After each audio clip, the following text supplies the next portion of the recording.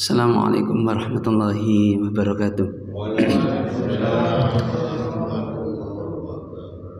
Alhamdulillah alladzi khalaqal mauta wal hayata liyabluwakum ayyukum ahsanu amala.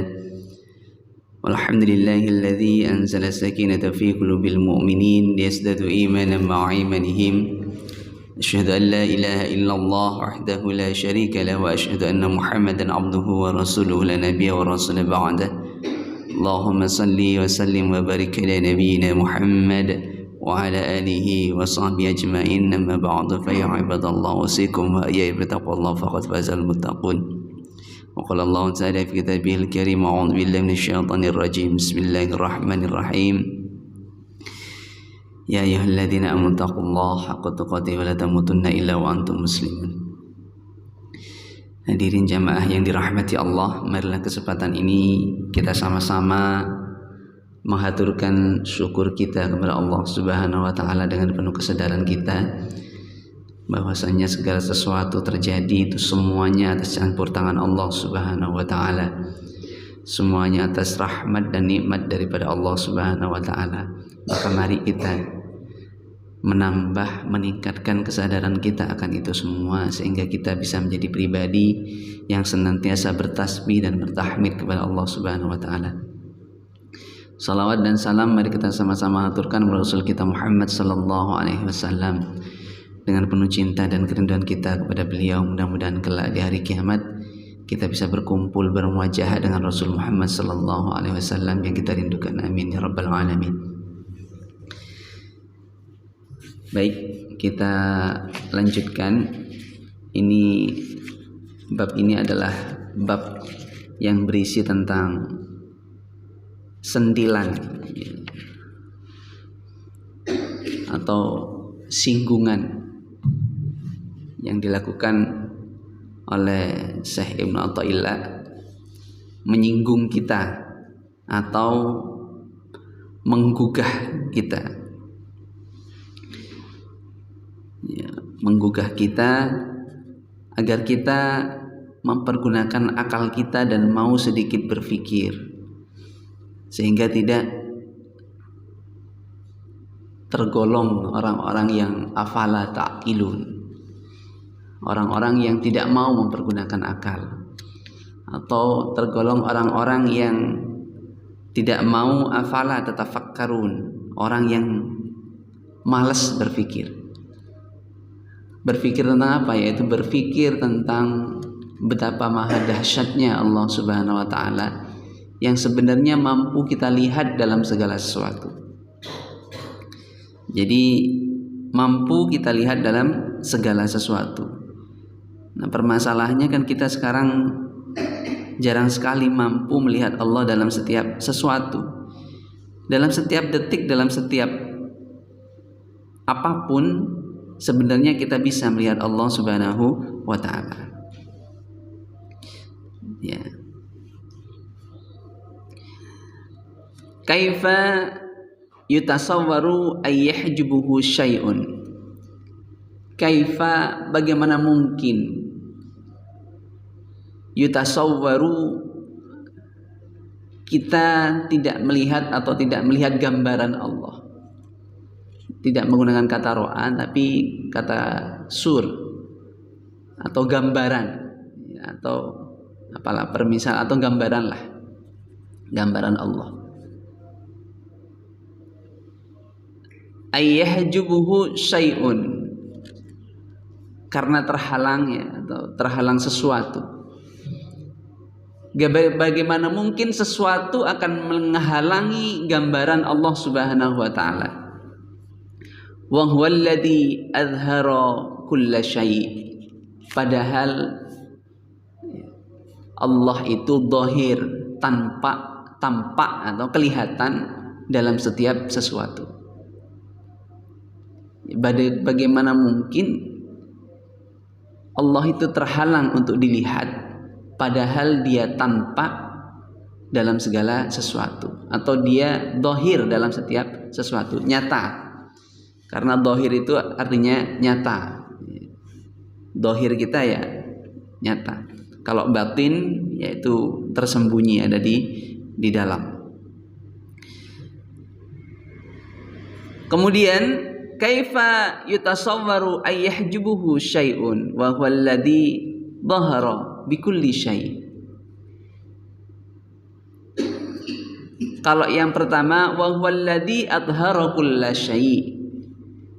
Bagaimana mungkin Tuhan itu tidak tampak atau terhalang untuk kita lihat gambarannya. Wa huwa alladzi adhara kulla syai', padahal dialah yang menampakkan segala sesuatu.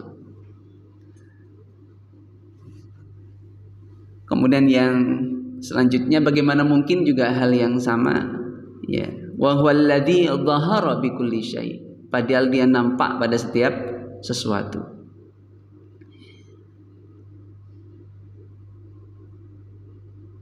Kemudian kaifa yutasawwaru ayyahjubuhu syai'un wa huwa alladzi dhahara fi kulli syai'.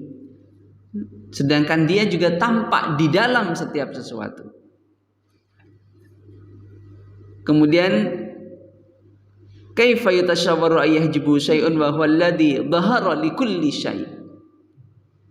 Sama dia juga tampak dalam setiap sesuatu dan seterusnya. Maka Syekh Ibnu Athaillah ini mengambil perumpamaan sebuah hewan. Yang di situ dia mengambil perumpamaan kelelawar. Kelelawar itu dia di malam hari dia bisa melihat, tetapi di siang hari dia tidak bisa melihat. Pertanyaannya, apakah kelelawar tidak punya mata? Punya. Kelelawar punya mata. Cuma karena lemahnya penglihatannya, kemudian karena saking kuatnya siang, dia tidak bisa melihat di siang hari. Ketika dia tidak melihat di siang hari, bukan berarti siang itu tidak ada. Ketika kelelawar itu tidak bisa melihat di siang hari, kan bukan berarti siang itu tidak ada. Siang itu tetap ada. Cuman masalahnya mata kelelawar terlalu lemah untuk melihat kuatnya siang hari. Atau mata kelelawar terlalu lemah untuk melihat terangnya siang hari. Begitu. Dan begitu juga manusia. Ketika manusia itu terhalang untuk melihat Allah dalam setiap sesuatu, atau tidak bisa melihat Allah dalam setiap sesuatu, maka bukan berarti Allah itu tidak ada. Dan bukan berarti Allah itu terhalang sesuatu sehingga dia tidak bisa dilihat. Kata Syekh Athaillah seperti itu. Akan tetapi akal manusialah yang lemah, yang jarang dia pergunakan, sehingga dia tidak bisa melihat Allah dalam setiap sesuatu. Kemudian memberi contoh seperti ini. Ketika kita melihat orang meninggal, kata Syekh Ibnu Athaillah, maka jelaslah Allah tampak di sana bahwasannya dia ayyumit, dialah yang mematikan. Ketika kita melihat orang yang sedang hidup, maka jelas tampaklah di sana bahwasanya ada Allah ayyuhi, dialah yang menghidupkan. Ketika kita melihat orang yang mulia, kaya raya, ketika kita melihat orang yang terpandang mulia, maka setelah tampaklah di sana bahwasanya Allah Al-Karim, dialah yang memuliakan. Ketika kita melihat orang kaya raya, maka telah tampaklah di sana bahwasanya di sana ada Allah, dialah Al-Mughni, dialah yang mengayakan. Atau bahkan ketika kita melihat orang yang sangat hina dina, maka telah tampaklah di sana bahwasanya dialah Allah yang menghinakan, yaitu Ad-Dar.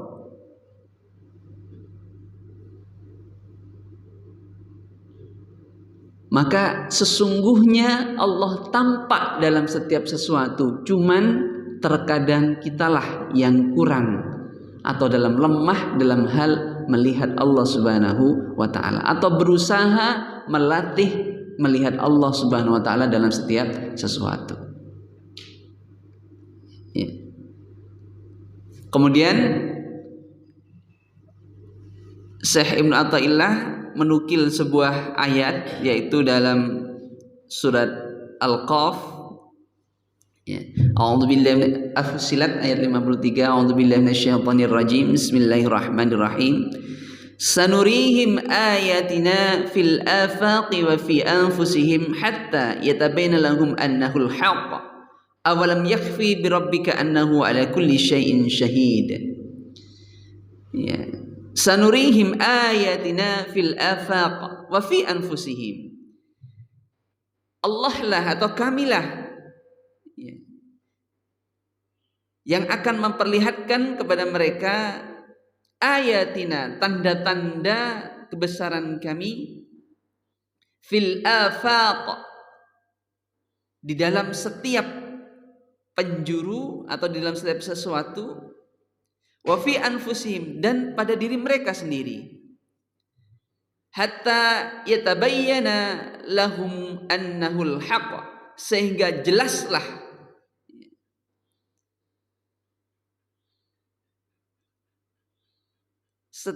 jelaslah bagi mereka lahum annahul haqq, sesungguhnya sesuatu, yaitu Al-Qur'an adalah benar.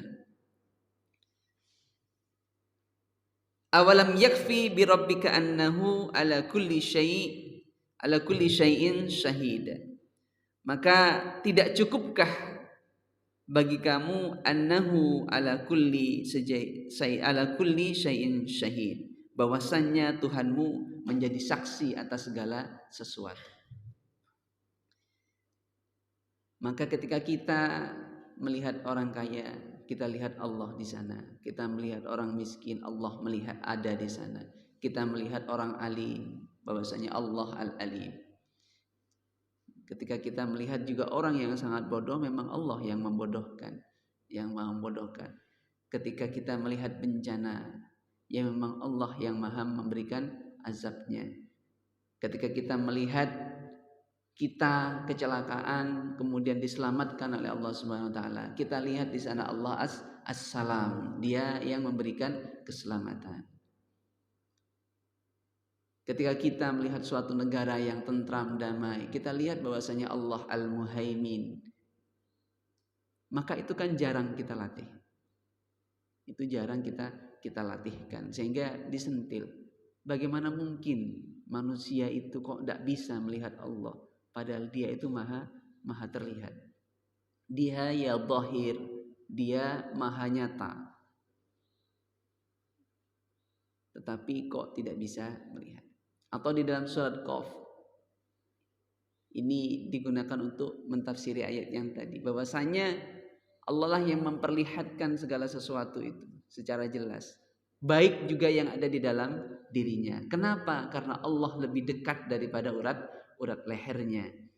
Allah lebih dekat daripada kita, kepada kita daripada urat lehernya. Kita saja tidak mengerti kinerja otak kita tidak mengerti kinerja ginjal kita tidak mengerti kinerja daripada usus dan lambung kita, tetapi Allah mengetahui. Di dalam surat Al-Qaf itu ayat 16, ya, ayat 16 dalam surat Al-Qaf itu kan mengatakan bahwasannya Allah itu lebih dekat kepada kita daripada urat leher kita sendiri. Jadi mengetahui yang zahir, yang batin. Sehingga lillahi ma fis samawati wa ma fil ardh. Kepunyaan Allah lah apa yang ada di langit dan apa yang ada di bumi. Wa in tubdu ma fi anfusikum. Apa yang nyata dari diri kita. Au tukhfu yuhasibakum, atau yang tersembunyi di balik tempat yang sangat jauh di dalam diri kita, yang hanya diri kita saja yang tahu, maka Allah tetap tahu.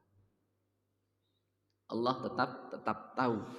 Maka diupayakan kalau ini dilatihkan sejak dini, maka fa insyaallah kita akan betul-betul bertauhid secara benar kepada Allah Subhanahu wa taala. Maka kita juga enteng dalam menyikapi kehidupan ini.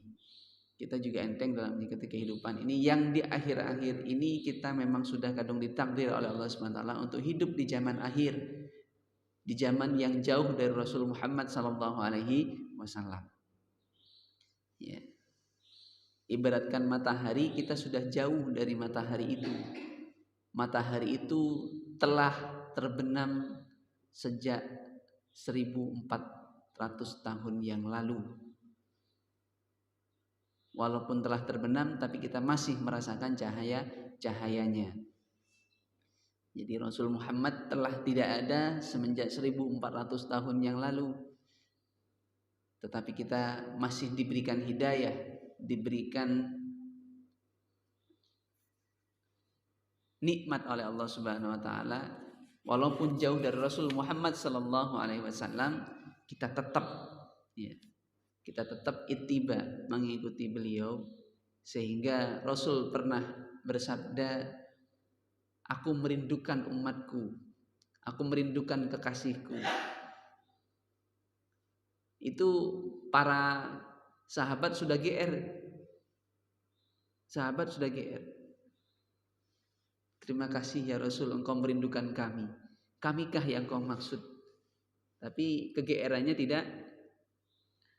tidak tersambut. Bukan kalian. Yang aku rindukan bukan kalian. Yang aku rindukan adalah umatku yang dia tidak sempat melihat aku. Dia tidak sempat hidup bersamaku. Tetapi dia mengikuti ajaranku. Siapa dia? Ya kita ini sekarang. Ya. Ternyata Rasul juga rindu kepada kita dan tahu betul. Maka kerinduan itu mari kita sambut juga dengan kerinduan. Kalau misalkan di hati kita belum ada kerinduan kepada Rasul, ya mari kita pupuk supaya ada kerinduan kepada Rasul Muhammad sallallahu alaihi wasallam. Ya, kalau misalkan di hati kita belum ada kerinduan kepada Rasul Muhammad sallallahu alaihi wasallam, mari kita pupuk. Karena kerinduan itu menyebabkan kita taat kepada Allah Subhanahu wa taala. Tidak mungkin orang yang rindu kepada Rasul itu tidak taat kepada Allah Subhanahu wa taala. Ya karena memang kita atau Allah Subhanahu wa taala itu menciptakan Rasul sebagai wasilah juga untuk mendekatkan diri kepada Allah Subhanahu wa taala. Jika tidak ada Rasul Muhammad sallallahu alaihi wasallam, siapa yang akan membimbing kita? Kan tidak ada. Siapa yang akan menyampaikan kita kepada Allah Subhanahu wa taala? Maka dalam hadis yang sahih mengatakan tidak mungkin seseorang itu sampai kepada Allah Subhanahu wa taala tanpa melalui Rasul Muhammad sallallahu alaihi wasallam. Logikanya bagaimana dia akan mengenal Allah sedangkan yang mengajarkan mengenal Allah saja tidak ada. Bagaimana dia akan mengenal Islam sedangkan yang mengajarkan cara mengenal Islam saja tidak ada. Maka mustahil seseorang itu sampai kepada Allah tanpa Rasul Muhammad sallallahu alaihi wasallam. Tanpa Rasul Muhammad sallallahu alaihi wasallam. Hadisnya sahih. Kenapa? Karena dalam setiap sendi kehidupan kita diajari oleh Rasul Muhammad sallallahu alaihi wasallam. Diajari oleh Rasul Muhammad sallallahu alaihi wasallam cara mengenal Allah, cara bersikap ikhlas, cara beribadah kepada Allah, cara menyembah Allah Subhanahu wa taala, cara bertasbih kepada Allah Subhanahu wa taala, cara berkeluarga, cara memanusiakan manusia, cara merawat alam semesta, merawat lingkungan, semuanya diajarkan oleh Rasul Muhammad SAW. Lantas bagaimana mungkin kita akan sampai kepada Allah kalau Rasul Muhammad SAW itu tidak ada? Dari mana kita akan tahu pengajaran itu? Begitu.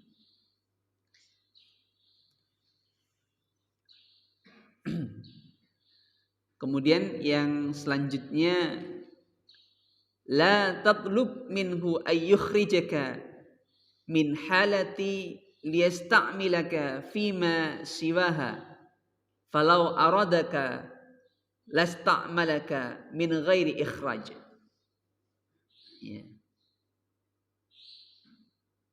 La tatlub minhu ayyukhrijaka. Janganlah meminta Allah ayyukhrijaka, untuk mengeluarkanmu, min halati liyasta'milaka fima siwaha. Ayyukhrijaka, mengeluarkanmu, min halati, dari satu kondisi atau dari satu hal, liyasta'milaka, agar kau bisa dipekerjakannya. Falau aradaka, jika memang aradaka, dia berkehendak, dia menginginkan, lasta'malaka, niscaya dia akan mempekerjakanmu, min ghairi ikhraj, tanpa dia harus mengeluarkanmu dari kondisi itu.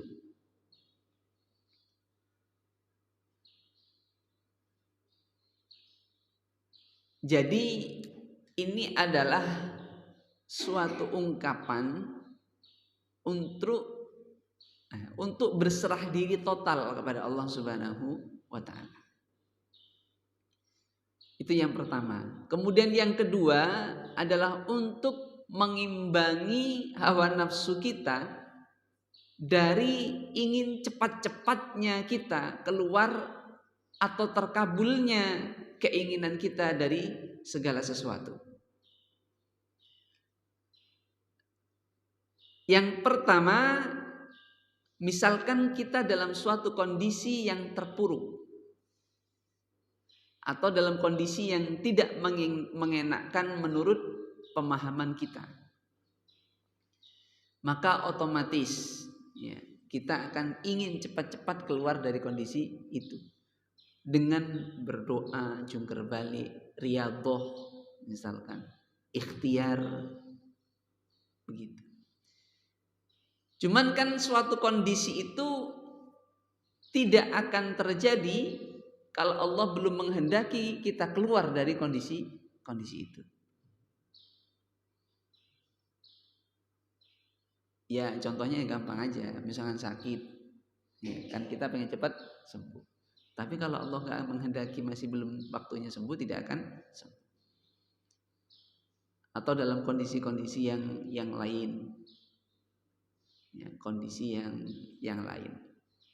Maka ungkapan ini atau kalimat ini kita gunakan untuk mengintrospeksi diri kita, melihat kita ke dalam sehingga mampu mengontrol kita. Sehingga kita tidak terburu-buru untuk keluar dari suatu keadaan yang tidak mengenakan. Karena jika Allah menghendaki, tanpa harus keluar dari suatu keadaan itu, engkau akan tetap mendapat rahmat daripada Allah Subhanahu wa ta'ala. Kenapa? Fa inna ma'al usri yusra, inna ma'al usri yusra. Begitu. Contoh misalkan, dalam suatu pekerjaan kita menjadi bawahan.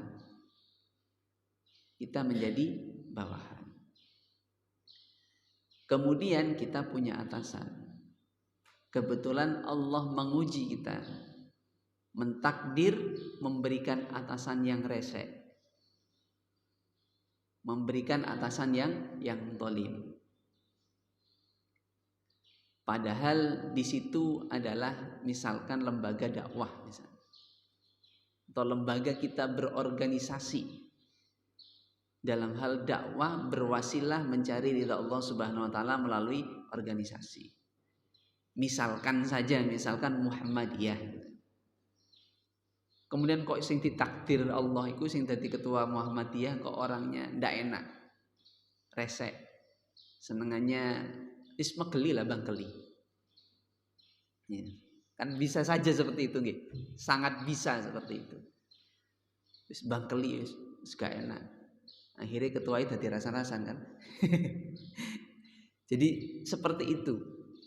Sehingga jangan mengharap kalau sudah seperti itu, mbok yao ojo ngarep-ngarep kita keluar dari Muhammadiyah. Kalau itu memang sudah jalan jalan berwasilah kepada Allah Subhanahu wa taala. Jangan mengharap Allah mengeluarkan dari situ, dari kondisi itu. Wis sabar wae pasrah nang Gusti Allah Subhanahu wa taala. Karena kalau Allah berkehendak pasti dikasih pemimpin yang baik, amanah dan seterusnya. Ini hanya permisalan saja. Atau misalkan kita berada di Indonesia. Kok yau ditakdir misalkan ditakdir punya seorang presiden yang brengsek misalkan. Punya seorang presiden yang kayak Adolf Hitler misalkan. Apakah kita akan keluar dari Indonesia?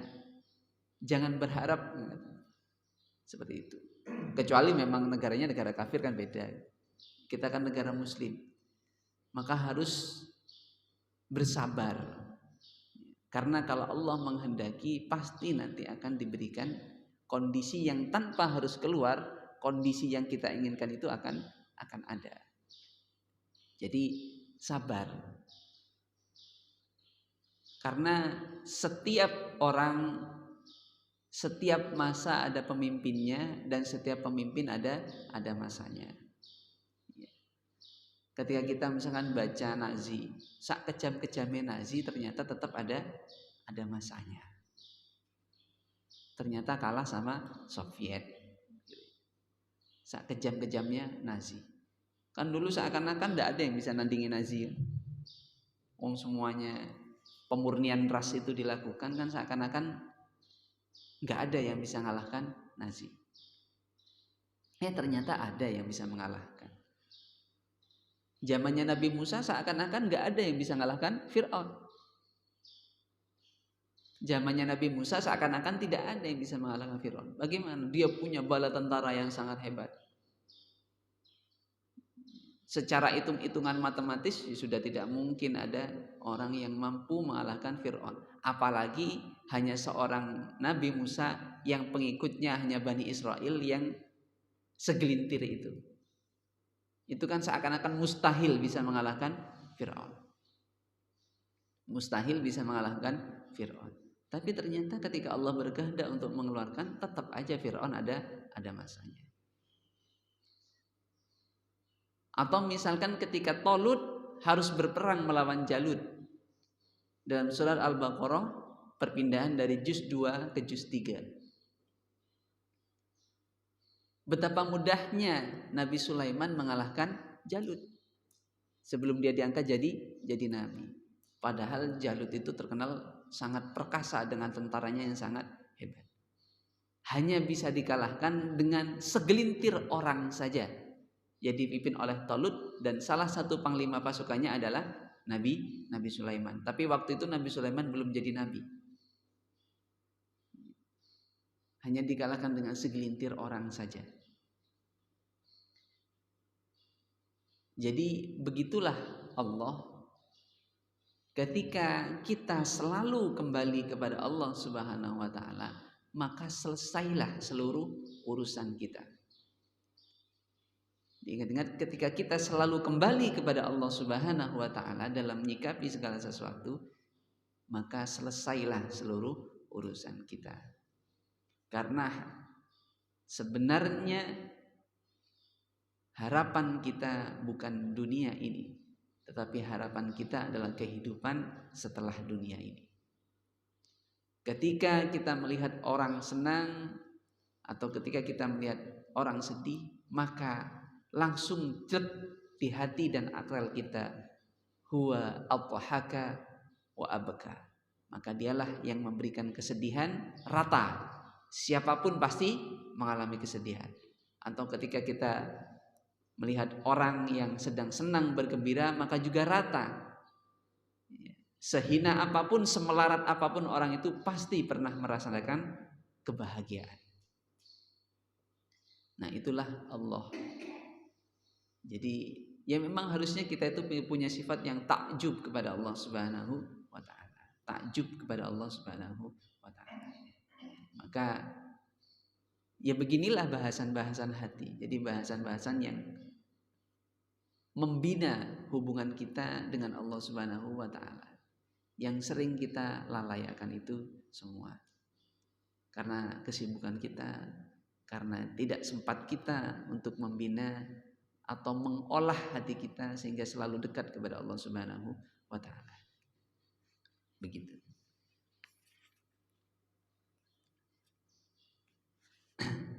Kemudian yang selanjutnya ihalatuka a'mala ala wujudil faragh fi ru'unatin nafsi. Ihalatuka a'mal, mengistirahatkan, menunda amal soleh yang bisa kita kerjakan.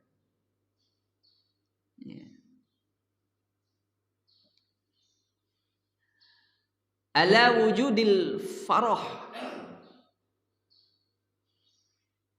dikarenakan atau di atas atau dikarenakan menunggu waktu yang luang atau menunggu kesempatan yang baik misalkan. Min ru'unatin nafsi adalah melupakan sebuah tanda kebodohan kita. Jadi menunda-nunda amal soleh yang sebenarnya mampu kita kerjakan karena kita menunggu waktu luang, maka itu kata kitab ini adalah merupakan suatu kebodohan. Suatu kebodohan. Contoh, waktunya ngajar, waktunya beramal ilmu, kok sedikit ngeluh, sedikit pusing. Padahal kalau dipaksa pun masih tetap bisa ngajar. Tetapi ditunda, wis ngenteni gak pusing, ngenteni gak ngeluh. Minggu depan saja insya Allah sembuh. Nah itu sebuah kebodohan.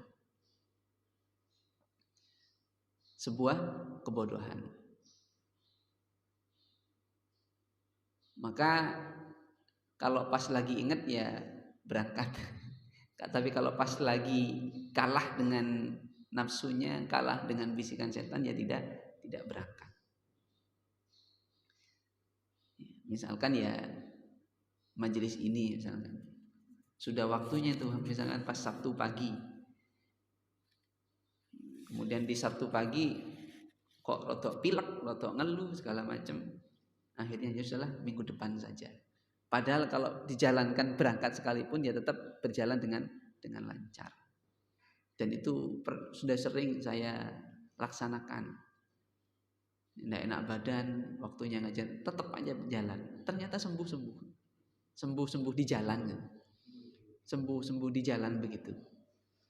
Baru kalau sudah ngerimpek prak gak iso kira-kira pelaku ngeleyang kayak kating geblak itu ya sudah memang waktunya istirahat. Tapi kalau cuman pusing-pusing dikit meriang-meriang is budal wae. Jadi sebetulnya ada memang banyak orang seperti itu. Wong sebenarnya masih bisa beraktivitas, masih bisa. Artinya dia masih bisa beramal soleh, tetapi karena sedikit gangguan kecil saja, hanya masahat durru, gangguan sentuhan kecil saja sudah mengurungkan untuk tidak beramal soleh. Maka kata Syekh Ibnu Athaillah itu adalah merupakan suatu kebodohan. Goblok katanya. Kok menyia-nyiakan peluang amal.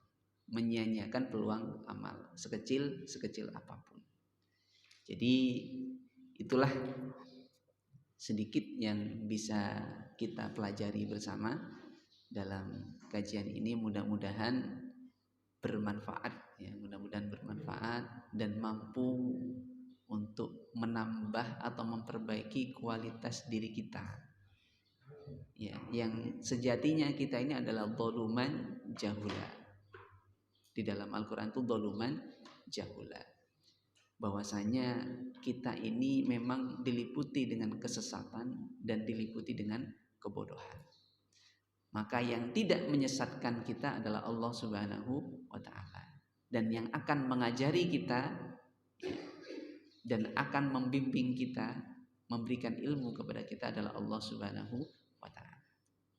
Cuman ada resepnya supaya kita diajari oleh Allah Subhanahu wa ta'ala. Apa itu? Yaitu jadi kita menjadi orang yang bertakwa kepada Allah Subhanahu wa ta'ala. Maka Allah akan mengajari. Hakul yakin. Kalau kita berusaha bertakwa kepada Allah Subhanahu wa ta'ala, Allah akan mengajari. Allah akan bukakan. Allah akan bukakan. Kehidupan saya penuh dengan delima, Pak. Waktu sering ketika mengalami kontemplasi.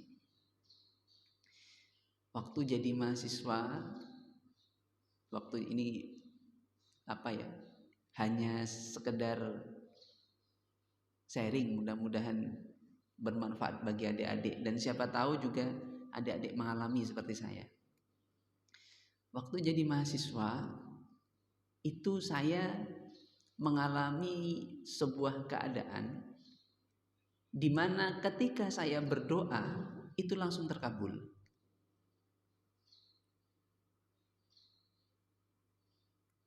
Ketika saya berdoa kepada Allah Subhanahu wa ta'ala itu langsung terkabul. Saya mengalami hal itu. Ketika mengalami kesulitan, saya pernah berdoa di depan rektorat itu dalam hitungan setengah jam terkabul. Kemudian tidak punya uang, dalam hitungan menit terkabul. Begitu. Sehingga pada waktu itu saya merasa, apakah saya ini mulia di hadapan Allah Subhanahu wa ta'ala? Sehingga merasa mulia di hadapan Allah Subhanahu wa ta'ala. Timbullah rasa sombong. Seiring dengan berjalannya waktu, alhamdulillah Allah membimbing. Ketika akhirnya dibimbing oleh Allah Subhanahu wa ta'ala menghadiri majelis ilmu, akhirnya dibahaslah surat Al-Fajr. Ketika mengenal surat Al-Fajr, surat Al-Fajr yang ke-11 kalau nggak salah. Amal insanu idza mabtalahu rabbuhu fa akramahu wa na'amahu fayaqulu rabbi akraman. Wa amma idza mabtalahu faqadara alaihi rizqahu fayaqulu rabbi ahana. Orang-orang itu banyak berprasangka ketika dia diberikan kemudahan oleh Allah Subhanahu wa ta'ala. Salah satunya mungkin doanya lebih cepat terkahajat, keinginannya cepat terkabul, kehidupannya cepat enak. Fayaqulu rabbi akraman. Mereka mengatakan Tuhan telah memuliakan saya. Atau wa amma idza mabtalahu faqadara alaihi rizqah. Kemudian diberikan kesempitan, kesusahan. Dia berkata menganggap fayaqulu rabbi ahanan. Allah telah menghinakan saja. Kata Allah, kalla lamma, tidak seperti itu. Mudahnya kita itu adalah ujian kepada Allah dari Allah Subhanahu wa ta'ala. Susahnya kita juga ujian daripada Allah Subhanahu wa ta'ala. Taatnya kita kepada Allah juga ujian dari Allah Subhanahu wa ta'ala. Bermaksiatnya kita juga ujian dari Allah Subhanahu wa ta'ala. Ketika kita dicelupkan kepada maksiat, bukan berarti Allah menghinakan kita. Atau ketika kita dibimbing untuk taat atau ditakdir taat atau bisa melaksanakan taat, itu kan berarti juga Allah memuliakan kita. Bisa jadi orang yang dicelupkan Allah Subhanahu wa ta'ala dalam maksiat ingin memuliakan dia Allah. Kenapa? Dengan maksiat itu dia bisa bertobat. Karena innallaha yuhibbut tawwabin. Dan bisa jadi orang yang dicelupkan Allah Subhanahu wa ta'ala dalam ketaatan ingin dia meningkat statusnya di hadapan Allah, bahwasanya Allah menyukai orang-orang yang bersyukur. Maka itu persepsinya. Sehingga ya alhamdulillah dengan seiring waktu bisa menyikapi kehidupan dengan bijaksana. Bisa menyikapi kehidupan dengan bijaksana. Dengan arif, kembali semuanya kepada Allah Subhanahu wa ta'ala. Jadi saya teringat betul di akhir kitab ini bahwasanya orang yang mulia di sisi Allah Subhanahu wa taala itu bukanlah orang yang mampu mengeluarkan segala sesuatu dari kantongnya. Pengen emas dikeluarkan emas jadi emas, pengen uang dikeluarkan uang jadi uang. Atau bahkan bukan orang yang bisa melipat bumi. Pengen ke Mekah celing langsung nutup Mekah. Pengen ke Jakarta celing langsung nutup Jakarta. Bukan itu orang yang mulia di sisi Allah Subhanahu wa taala. Kemudian diberi perumpamaan, bukankah iblis jauh lebih hebat daripada itu? Bukankah Dajjal juga jauh lebih hebat daripada itu, tapi tidak membuat dia mulia atau memiliki kedudukan tinggi di sisi Allah Subhanahu wa taala. Bukan itu. Tetapi orang yang mampu taat dengan cintanya kepada Allah Subhanahu wa taala tanpa adanya pamrih kepada Allah Subhanahu wa taala, maka dialah yang mulia di hadapan Allah Subhanahu wa taala. Saya kira itu sebagai penutup. Ada pertanyaan? Tidak ada. Mari kita akhiri dengan doa kafaratul majelis. Subhanakallahumma rabbana wa bihamdika asyhadu an la ilaha illa anta astaghfiruka wa atubu ilaik. Kurang lebih mohon maaf kalau astagfirullahaladzim. Assalamualaikum warahmatullahi wabarakatuh.